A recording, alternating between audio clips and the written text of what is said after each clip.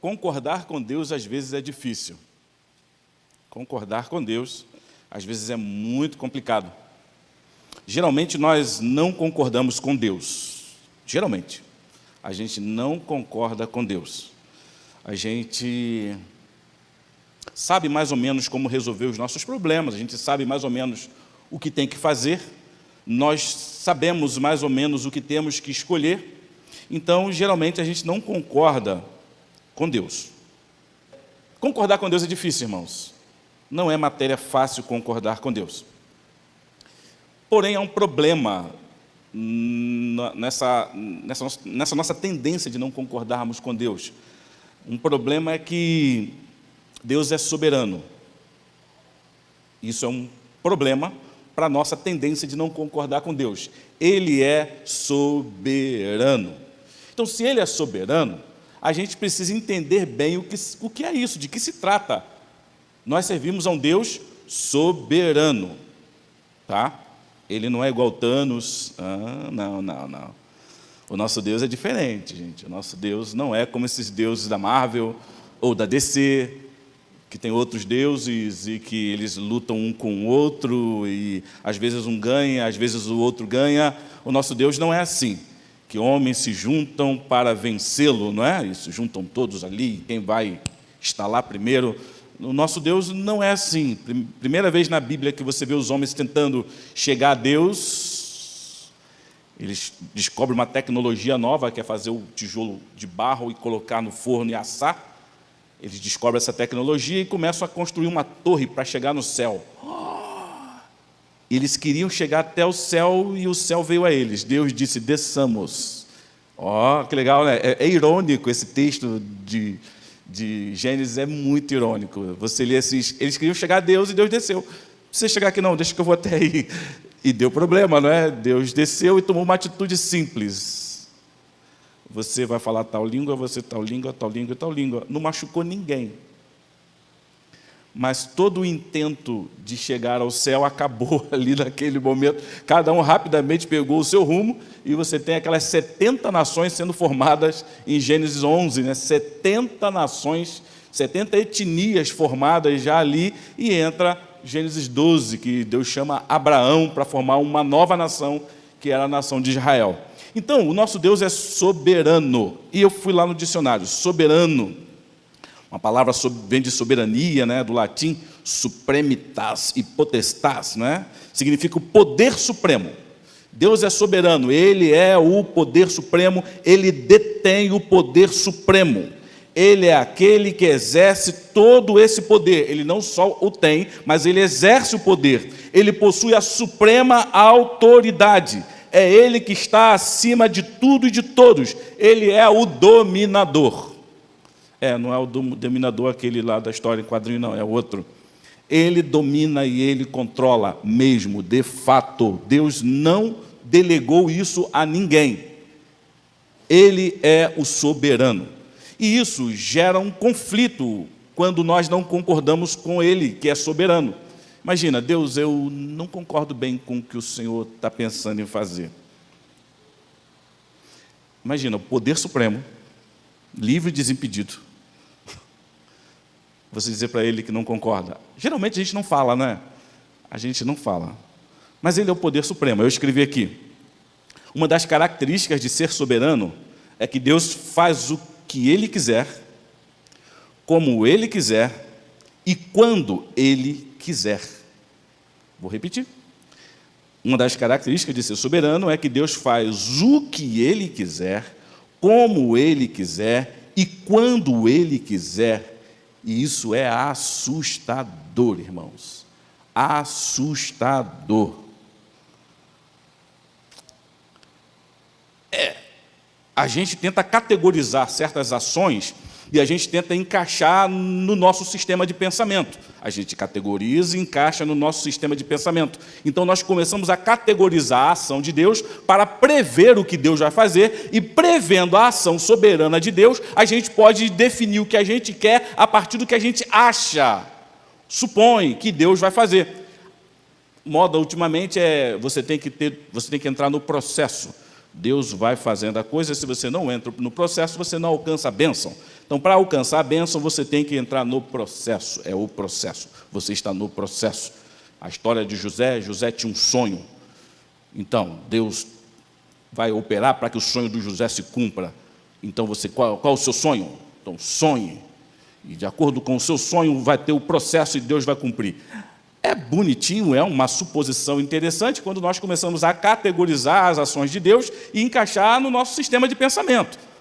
Mas Deus não está preso nisso não, gente. Deus não está preso em processo.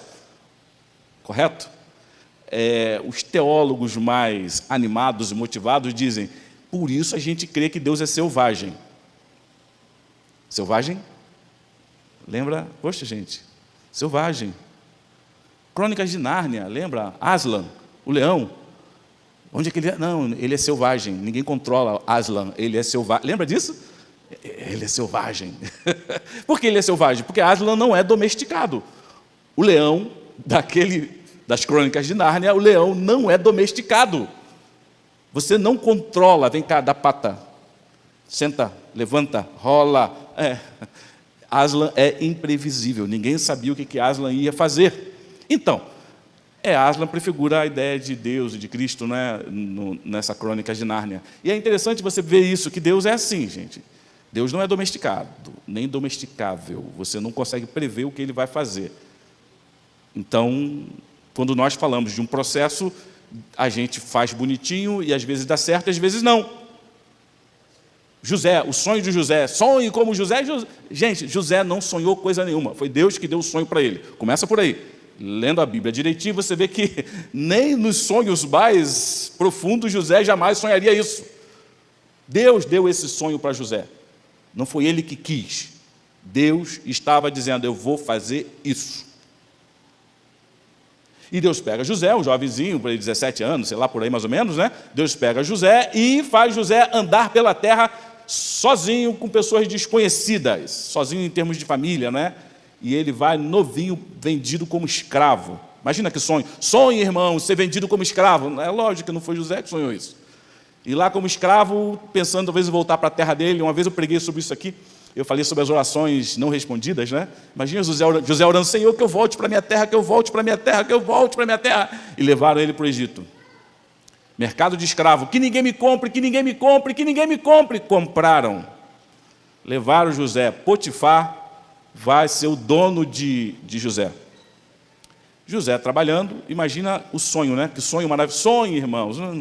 José não sonhava nisso. Orações não respondidas. E lá, imagina José orando quando viu a esposa de Potifar com um olho grande em cima dele. José orando, que essa mulher não me olhe, que essa mulher não me olhe, que ela não cisme comigo, que ela não cisme comigo. E ela cismou com José. E de repente José vê que o dono dele está saindo para uma viagem, Deus, que esse homem não saia, que esse homem não saia, que esse homem fique em casa. E o homem foi para a viagem. Que ela não olhe para mim, que ela não vem. E ela veio em cima de José, e José corre.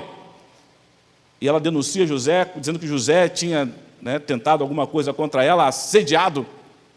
E José vai para a cadeia. Que eu não vá para a cadeia, que eu não fui para a cadeia. José foi para a cadeia, José foi esquecido na cadeia, lembra disso? Esquecido, ele ajudou um, ajudou o outro, um morreu, o outro saiu, o copeiro saiu e o copeiro esqueceu de José. Você crê mesmo que o copeiro esqueceu de José, irmão? Porque se o copeiro lembrasse de José, José ia ser o ajudante do copeiro. Mas não era esse o propósito de Deus. Então Deus fez o copeiro esquecer de José. Legal, né? Aí José, quando é lembrado, é quando tem um problema na nação, o faraó não sabe o que fazer, um sonho. O que eu faço, o que eu faço, o que eu faço? Vacas gordas, vacas magras. Tem um sujeito lá na cadeia, chama o sujeito. E chama o José. José fala que Deus sabe qual é o sonho, o que é a interpretação, dá a interpretação, e ele se torna o segundo do Egito. Olha quantos anos, décadas. Aí o pessoal fala, entre no processo, porque Deus age no processo. Não, irmão, Deus é soberano. Não, mas foi através desse processo que ele se tornou o segundo do Egito. Ele se tornou alguém importante lá no Egito. Para. Continua a história seguinte. Qual é a história seguinte? Lembra? José morre e a história seguinte é? Isso mesmo, Moisés. E qual foi o processo de Moisés para ele se tornar grandioso no Egito?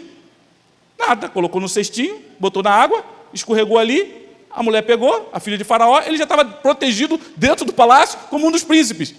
Ué, mas peraí, Deus, mas não pode, Deus. Por que lá foi um processo até chegar lá, e com esse aqui foi uma tarde? Menos de uma tarde? Alguns minutos. Em alguns minutos o Senhor colocou Moisés lá dentro do palácio de Faraó, protegido como um dos príncipes. Não, Deus.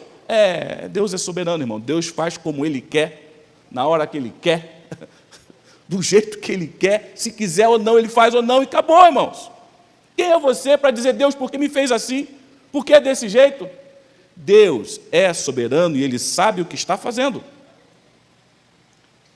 Então, lembra que eu comecei falando que é difícil concordar com Deus? Então, geralmente a gente não consegue concordar com Deus porque Deus nos segue uma categoria. E nós, seres humanos, precisamos de categoria, porque nós precisamos de significado nas coisas que estão acontecendo. A gente precisa ter significado até na nossa própria vida. Sentido. Não vejo sentido nisso. Deus, qual é o sentido? E Deus fala, o sentido é confia em mim. Confia em mim. Confia.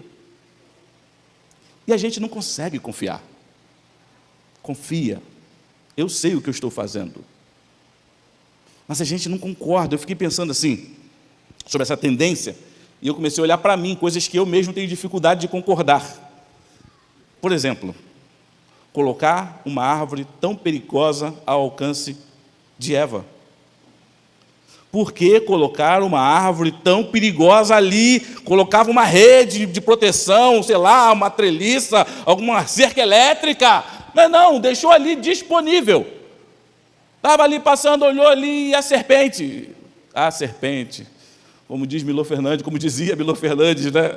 Que raio de paraíso é esse que tem serpente, né? Irmão, tem coisa que a gente não concorda bem, mas por que aquela árvore ali? Botava a placa, perigo, radiação, alguma coisa. A gente não concorda, mas Deus falou, eu quero bem colocar uma árvore aqui. E essa árvore é super perigosa.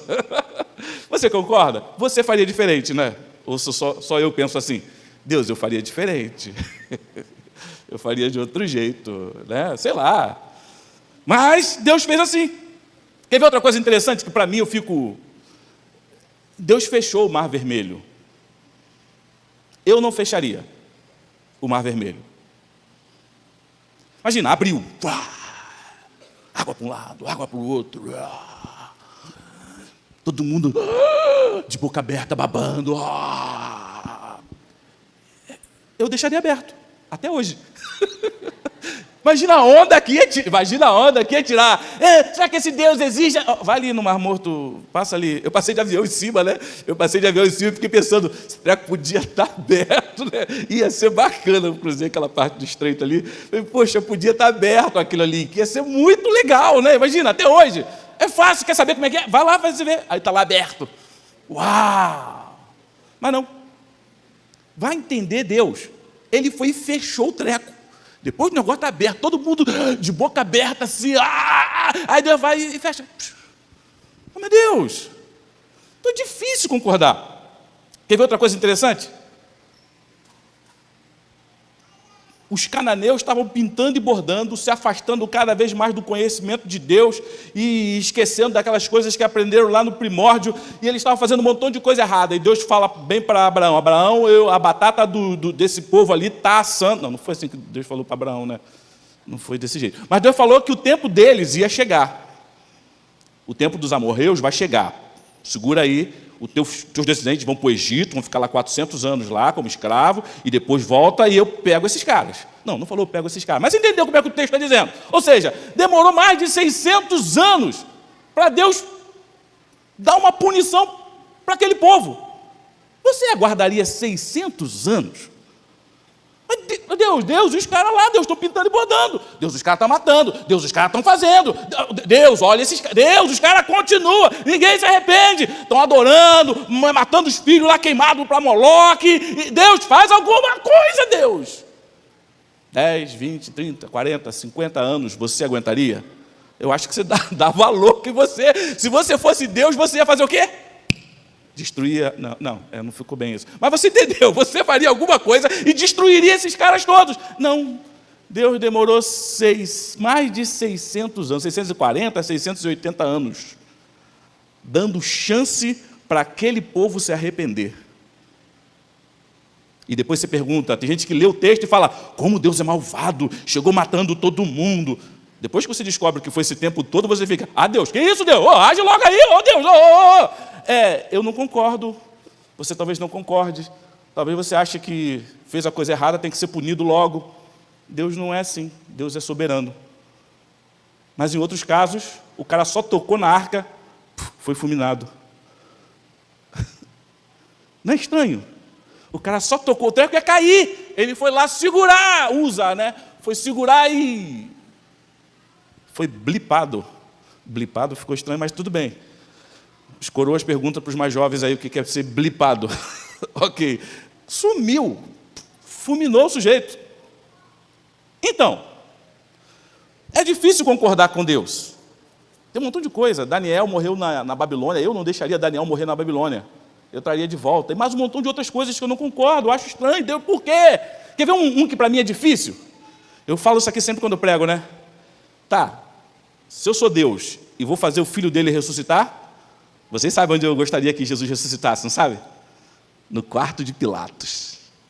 Imagina, cara, o cara lá dormindo, roncando, de repente toca uma coisa do lado dele.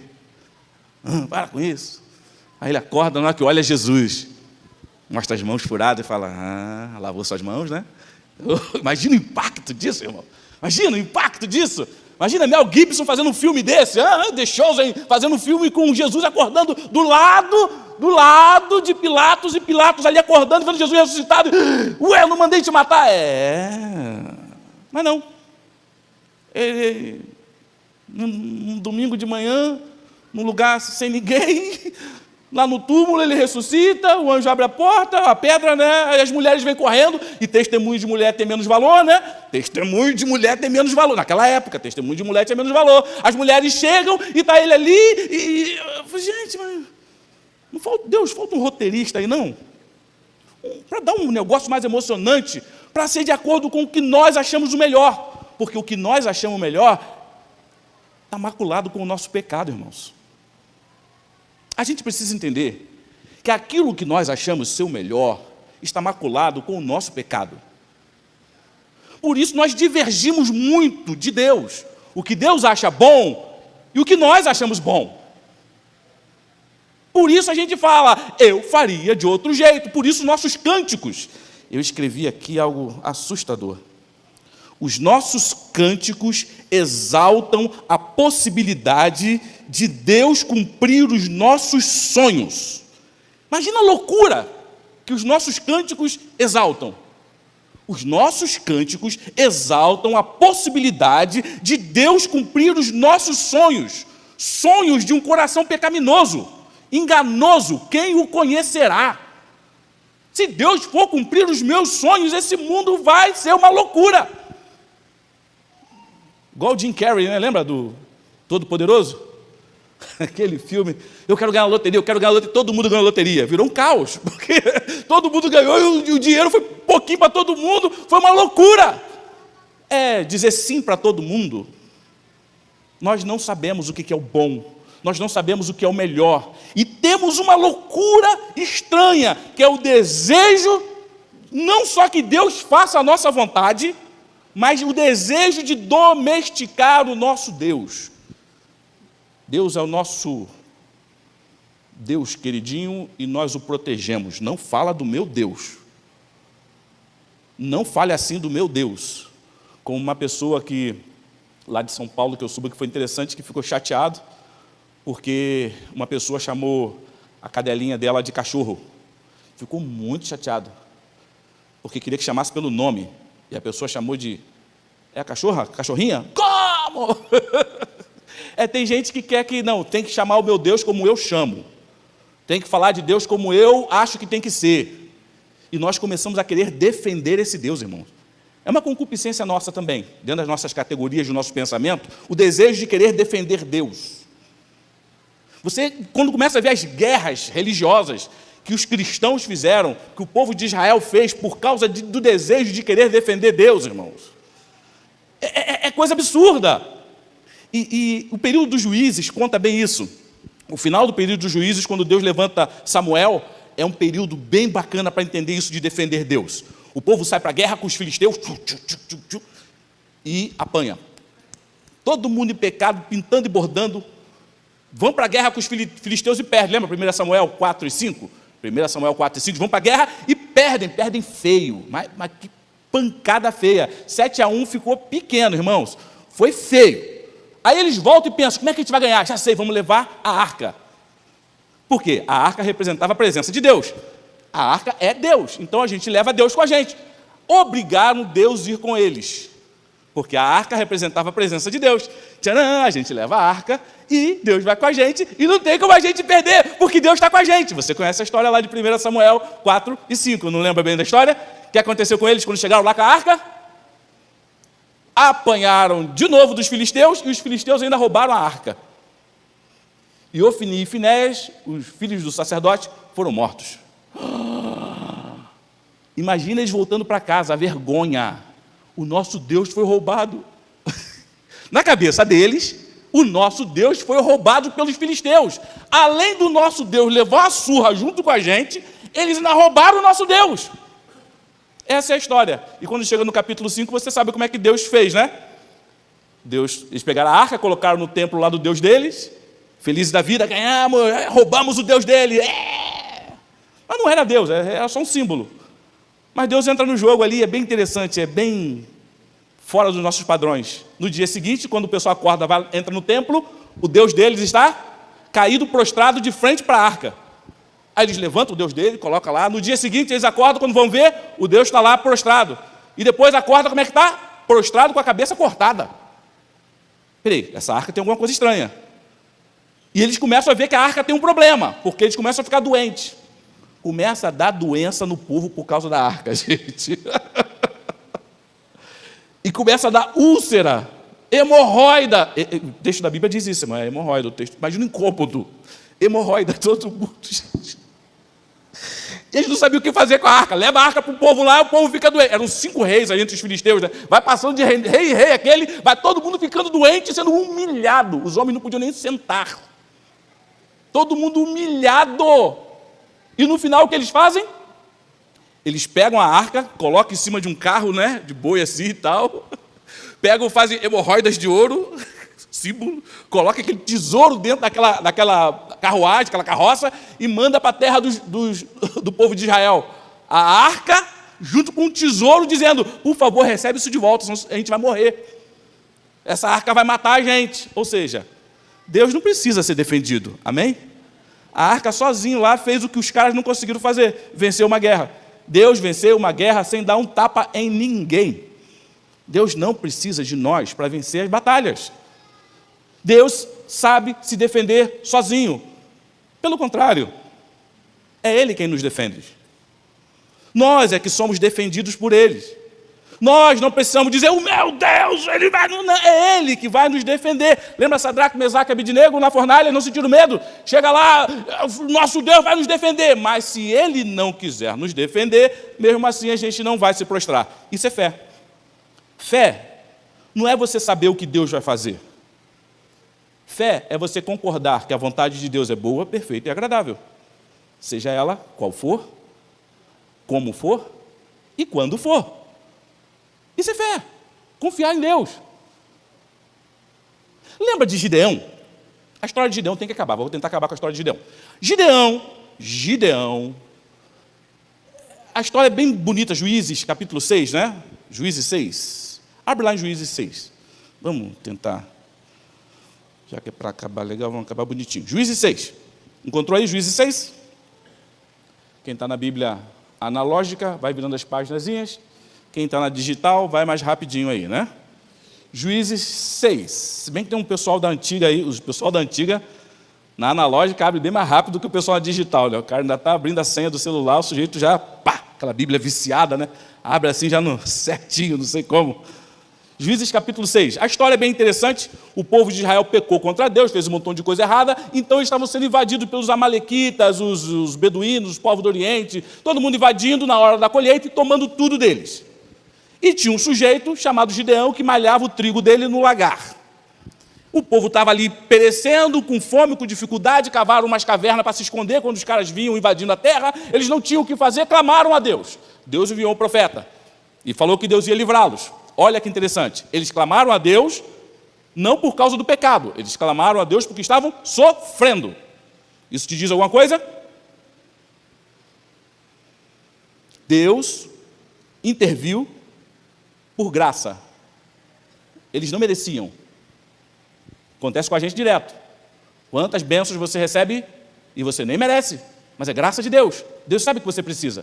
E Deus manda lá o profeta fala que vai fazer e tal, e Deus chama Gideão. Gideão, vamos lá, vamos acabar com tudo. E Gideão, eu não, fica aquela coisa, vou, não vou, você conhece bem a história, até que Deus convence Gideão, e Gideão, a primeira tarefa dele é derrubar o altar de Baal e cortar lá os postes ídolos da Azerá, não é? Cortar os postes ídolos, que era um bosque assim.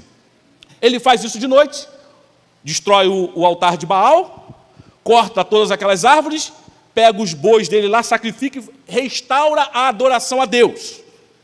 O povo acorda de manhã, irado, quem foi que destruiu o nosso altar ao Deus Baal, o Deus que nos protege? Quem cortou os postes ídolos? Não, essa pessoa vai ter que ser morta. E fizeram lá uma CPI e descobriram que foi o tal do Gideão. Então vamos na casa do Gideão para acabar com o Gideão. Lembra disso da história? Eles vão o povo todo na casa de Gideão. E é aqui, abriu Juízes 6. Vai lá no versículo 29. Juízes 6, versículo 29. E uns aos outros disseram, quem fez esta coisa? E esquadrinhando e inquirindo disseram, Gideão, filho de Joás, fez estas coisas. Então os homens daquela cidade disseram a Joás, tira para fora o teu filho para que morra, pois derribou o altar de Baal e cortou o bosque que estava ao pé dele. Jurou de morte, traz para cá, a gente vai matar esse garoto agora, é agora! E olha o que o pai de Gideão diz. E essa aqui é a chave hermenêutica. Para você compreender essa história, você precisa entender essa chave, que é o que o pai de Gideão fala. Olha o que ele vai dizer, versículo 31. Está lá? Porém, Joás disse a todos os que se puseram contra ele, contendereis vós por Baal? Livrá-lo-eis vós? Poxa, ninguém falou em língua, ninguém saltou. Ô, gente, coisa poderosa. Vai de novo comigo lá. Como é que está escrito ali? Contendereis vós por Baal? Livrá-lo-eis vós? Ou seja, vocês vão querer defender o Deus de vocês? Vocês vão querer defender Baal? Continua lá. Qualquer que por ele contender, ainda esta manhã será morto. Se é Deus, que por si mesmo contenda, pois derribaram o seu altar. Olha que profundo. Se Baal é Deus, que ele se defenda. Que Deus é esse que vocês adoram? Que ele não consegue se defender sozinho? Que vocês precisam pegar em pau e pedra e defender esse Deus? Mas que Deus é esse que você tem que matar os outros em nome desse Deus? Para defender porque blasfemou contra o meu Deus. Vão matar. Irmãos, o que Joás diz é sério. Contendereis vós por Baal? Isso é a prova de que o Deus Baal não é Deus. Porque se ele é Deus, ele vai agir por si próprio. Mas se ele não é Deus, ele não pode fazer nada. Tem boca, mas não fala. Tem olhos, mas não vê. Tem ouvidos, mas não ouve. Mãos tem, mas não apalpam. Pés tem, mas não caminha, não sai do lugar. Precisa ser carregado no andor de um lado para o outro, porque é um Deus que não pode fazer nada. E a história continua, a história de Gideão. Você sabe como é que é o final da história? Sabe, não é? Deus fala para Gideão, Gideão, agora é contigo, vamos nós. Cata uns homens aí, vamos para a guerra. E Gideão cata quantas pessoas para ir para a guerra, você lembra? Isso mesmo. Ele arregimentou pessoas de todas as tribos, menos de Efraim, né? E foram quantas pessoas? 32 mil pessoas. 32 mil homens prontos para a guerra. Vamos lá! 32 mil homens para a batalha. Gideão arregimentou todo mundo e falou, vamos lá, gente, vamos vencer essa batalha. Nós podemos, Deus nos chamou, nós vamos lá porque eles desonraram o nome de Deus. E eles iam lutar contra um exército de quantos homens? Era 32 mil contra quantos? Não lembro, não? Ah, vocês estão mal de Bíblia hoje, hein? Bota lá no slide, lá, Berg, para a gente ver ali. O primeiro slide. Eu fiz um slide, minha esposa falou, olha lá o que você vai falar, eu vou botar um slidezinho para poder, o slidezinho fica mais fácil, todo mundo vai entender. Então, ele tinha 32 mil pessoas. Com ele ia lutar contra um exército que tinha 120 mil. E aí, dá para encarar? Quando eu contei isso lá nos homens, os caras falaram, ô, Gideão, tem que parar de arrumar essas tretas aí, arrumar essas brigas aí, Gideão. Esses caras são terríveis lá nos homens. Mas 32 mil contra 120 mil. É possível? É possível. Passa o próximo slide. Olha aí. É 3,5, né? É 3,7 mais ou menos. Eu coloquei 4 ali, tentei apagar a perna de umzinho, né? Apagar um pouquinho a perna de um. Vamos lá, Gideão falando na palestra motivacional dele. Vamos lá para a batalha, gente. São 32 mil contra 120 mil. Vamos nós. Quando chegar na hora da batalha, cada um cata 4. Cada um pega 4, joga para o canto assim, ó. Cada um joga 4 para o canto. Cada um pega os seus 4 assim, joga para o canto e fá. Acabou a batalha. É possível? É possível. Facinho, a gente vai lá e batalha, 4 para o canto, faca, espada. Acabou. Venceu uma guerra, vamos comer churrasquinho em casa. E Gideão vai para a batalha com 32 mil contra 120. Capítulo 7, versículo 1. Abre aí na sua Bíblia e diz assim. Então Jerubaal, que é Gideão, se levantou de madrugada e todo o povo que com ele havia, e se acamparam junto à fonte de Arode, de maneira que tinha um arraial dos midianitas para o norte, pelo outeiro de Moré, no vale. E disse o Senhor a Gideão, versículo 2 do capítulo 7. E disse o Senhor a Gideão, muito é o povo que está contigo para eu dar os midianitas em sua mão, a fim de que Israel não se glorie contra mim, dizendo, a minha mão me livrou. Uau, imagina, cada um tinha que vencer 4, e Deus fala, vocês estão com muita gente, assim não vale. Aí é café com leite. Cada um de vocês vai vencer 4. Aí vocês vencem 4 e vão pensar que nem vão perceber que fui eu que dei a vitória. Nem vão perceber que fui eu que batalhei por vocês. Não, tem muita gente, Gideão. Manda embora os medrosos. Lembra Deuteronômio, capítulo 8, né? Existe Deuteronômio 8 que vai falar sobre... Deuteronômio vai dizer sobre a lei das guerras. Que antes de ir para a guerra tinha que mandar embora os medrosos. Quem está com medo vai para casa. Imagina Gideão. Ah, Deus, não tem ninguém com medo aqui não, Deus. Quem está com medo aí pode ir para casa. 12 mil não, dá 22 mil, né? 22 mil. Ficou só 10 mil. Mas como é que é? 10 mil. Não deu, Deus, veja bem, eu não concordo com essa situação, Deus, essa matemática do Senhor também é estranha. Por quê? Eu estava com 32 mil, cada um tinha que vencer 4. Agora eu só estou com 10 mil, porque 22 mil estava com medo de ir para a guerra. Não estava com fé, não estava confiando no Senhor. Não estava confiando no Senhor. E aí, como é que fica agora para lutar? Bota o slide lá. Cada um tinha que vencer 4, agora é... Cada um tem que vencer 12. Palestra motivacional antes da batalha, todo capitão vai lá fazer aquela palestra, vamos lá, homens, vamos nós! Vamos chegar lá. Quando chegar na hora, o exército vai vir, cada um pega os seus 12, cata seus 12, cada um joga para o canto, faca, espada, venceu uma batalha. Beleza? Facinho. Como é que é, Gideão? É isso aí, cara, facinho. Chegou lá, os caras vêm, a gente vai, cada um pega 12, encurrala 12 assim, 12 aqui no canto, cada um pega os seus 12, faca, espada, vencemos, vamos para casa comer churrasco, e assistir telecine. Ô, Gideão, tem uma coisa estranha aí, Gideão. Mas vamos nós! Versículo 3. Agora, pois, apregoa... Versículo 4. Então disse o Senhor a Gideão, ainda muito povo há. Gideão, né? Tem muita gente, Gideão. Mas como, Deus? Era possível. Agora, Gideão, agora ainda é improvável. Improvável, sabe o que é improvável? Dá para vencer? É improvável. Improvável é quando existe uma possibilidade ainda que remota. Correto? Nós não temos prova que dá. Mas também não temos prova que não dá. Então é improvável. Pode ser que consiga, mas dificilmente conseguirá. Ainda existe uma possibilidade, então é improvável. Vocês saíram do possível para o improvável. Mas tem muita gente, vocês vão pensar que foram vocês que venceram. E Deus fala: faze-os descer as águas e ali os provarei. E será que aquele que eu te disser, este irá contigo, esse contigo irá. Porém, todo aquele que eu disser, este não irá contigo, esse não irá. E fez descer o povo às águas. Então o Senhor disse a Gideão: qualquer que lamber as águas com a sua língua, uau, como lambe um cão, esse porás à parte. Como também todo aquele que se abaixar de joelhos e beber, coloca à parte. E foi o número dos que lamberam, levando a água à boca, 300 homens. E todo o resto do povo se abaixou de joelhos a beber as águas. E Deus fala: esse povo, esses 9.700, esses 9.700, eles estão acostumados a dobrar o joelho para Baal. Eles não confiam em mim, eles vêm à batalha confiando em Baal e não confiando no meu poder. Eles não vão. Vai ficar 300.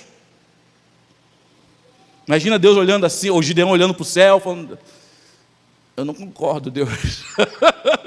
Eu não concordo. Eu também. Palestra motivacional. Vamos lá para a palestra motivacional. Bota aí, Berg, último slide aí. Palestra motivacional. É 1 contra 400. Cada israelita tem que vencer 400 inimigos. Palestra motivacional. Gideão, comandante à frente. Vamos lá, gente. Beleza. Vamos lá, a estratégia é essa. A gente vai para a guerra. Os caras vêm, a gente vai. Os caras vêm, a gente vai. Os caras vêm, a gente vai. Quando chegar juntinho, cada um cata 400, encurrala assim 400, joga 400 para o canto. Cada um pega seus 400, joga para o canto. Espada, faca, espada, faca. Beleza. Vamos para casa comer pipoca com guaraná. Facinho.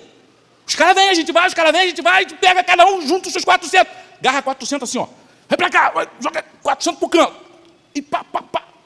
Irmãos, era possível. Se tornou improvável. E do improvável foi para o impossível. Pensa, o povo de Israel não era gente de batalha, não era guerreiro, era agricultor, pecuária, gente que cuidava de carneiro, de ovelha, gente que plantava na terra trigo e cevada. Não era guerreiro. Não tinha aquelas lâminas de aço, espada, não tinha, irmãos. Era com foice, enxada, como é que vai fazer? Se aqueles 400 ficassem parados e eles fossem matando um por um, caiu um,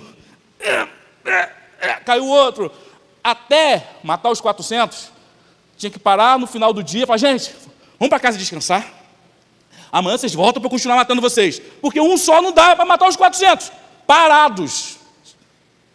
Não dava para matar num dia só. Como é que faz? Não faz, irmão. Porque não são vocês que vão dar a vitória. A vitória é do Senhor. O Senhor pelejará por vós. Não são vocês que me defendem. Israel, entenda, ó Israel, não são vocês que me defendem. O meu nome, eu zelo pelo meu nome, eu zelo pela minha palavra para que ela se cumpra. A porta que Deus abre, ninguém fecha. A porta que Deus fecha, ninguém abre. Cabe a nós confiarmos na soberania de Deus, ainda quando nós não estamos entendendo nada. Deus, eu não estou entendendo. E Deus fala: assim que eu quero. É por fé e não por vista. É por fé. Não é pelo que você vê, é pelo que você crê. Crê ou não crê? Ah, eu creio, Senhor, que o Senhor vai cumprir o meu sonho. Eu não quero cumprir o teu sonho. Eu quero que você cumpra o meu. A minha vontade, porque ela é boa, ela é perfeita, ela é agradável. Quando você aprender a andar comigo, você vai descobrir aquilo que me alegra. Andar com Deus, irmãos. Vamos fechar? Porque fechar é bom. Tem um texto que está lá em... Aqui. João 10, 27 diz: as minhas ovelhas ouvem a minha voz e eu conheço-as, e elas me seguem. Dou-lhes a vida eterna e nunca hão de perecer, e ninguém as arrebatará das minhas mãos. O meu Pai que me as deu é o maior do que todos, e ninguém pode arrebatá-las das minhas mãos do meu Pai, e eu e o Pai somos um. Gente, isso aqui, João 10, 27 a 30, é fantástico. Mas eu quero acabar, abre lá, Berg, Romanos 8, 31 a 39. Vamos ler juntos isso aqui, Romanos 8, 31 a 39, e assim a gente acaba. Cadê o pessoal do louvor para subir aqui, para cantar um louvor bonito, celebrando, aleluia, porque essa mensagem não pode terminar para baixo, tem que terminar para cima, confiando no Senhor. Romanos 8, 31 a 39. Está lá? Que diremos, pois, a estas coisas? Se Deus é por nós, quem será contra nós? Aquele que nem mesmo a seu próprio Filho poupou, antes o entregou por todos nós, como nos não dará também com ele todas as coisas? Quem intentará acusação contra os escolhidos de Deus? É Deus quem os justifica. Continua. Quem é que condena? Pois é Cristo quem morreu, ou antes quem ressuscitou dentre os mortos, o qual está à direita de Deus, e o que também intercede por nós. Continua. Quem nos separará do amor de Cristo? A tribulação, ou a angústia, ou a perseguição, ou a fome, ou a nudez, ou o perigo, ou a espada? Como está escrito: por amor de ti somos entregues à morte todo dia, somos reputados como ovelha para o matadouro. Mas em todas essas coisas somos mais do que vencedores por aquele que nos amou. Porque estou certo de que nem a morte, nem a vida, nem os anjos, nem os principados, nem as potestades, nem o presente, nem o porvir, nem a altura, nem a profundidade, nem alguma outra criatura nos poderá separar do amor de Deus que está em Cristo Jesus, nosso Senhor. Aplauda o Senhor, irmãos. Fique em pé, aplauda o Senhor. Aleluia, glória a Deus. Amém. Vamos ler de novo aqui só o 38 e o 39, Berg. O 38 e o 39, Berg. De novo, o pessoal do louvor está aí já. Vamos lá. 38 e 39. Vamos lá, 1, 2, 3. Porque eu estou certo de que nem a morte, nem a vida, nem os anjos, nem os principados, nem as potestades, nem o presente, nem o porvir, nem a altura, nem a profundidade, nem alguma outra criatura nos poderá separar do amor de Deus que está em Cristo Jesus, nosso Senhor. Glória a Deus. Glória a Deus. Ele é soberano e a sua vida está na mão dele. Não importa o que acontece nesse mundo, não importa o que acontece no nosso Brasil, os reis vêm, os reis vão, os líderes vêm, os líderes vão, mas aqueles que fazem a vontade do Senhor permanecem para sempre.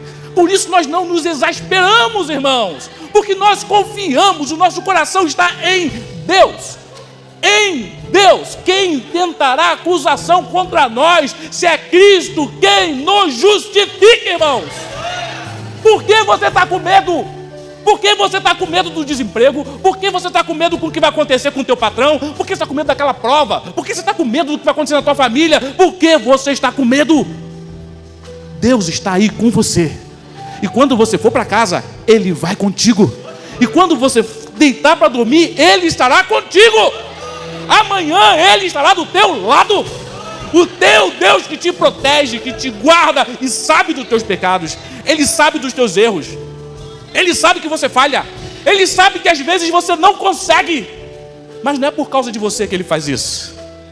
Ele faz isso por causa dele mesmo. Porque o nosso Deus é amor.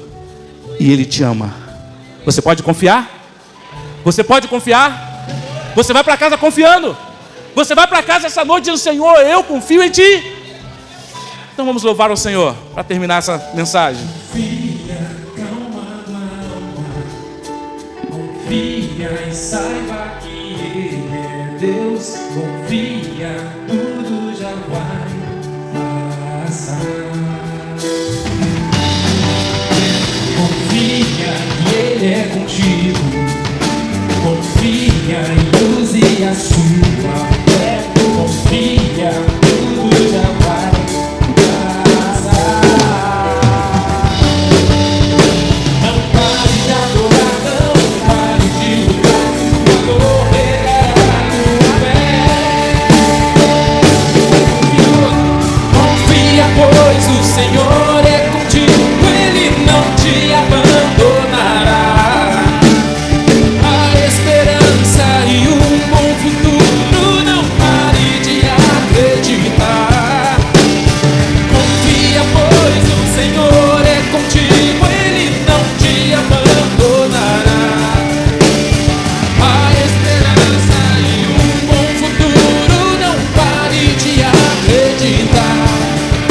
Meu Deus nunca me deixará.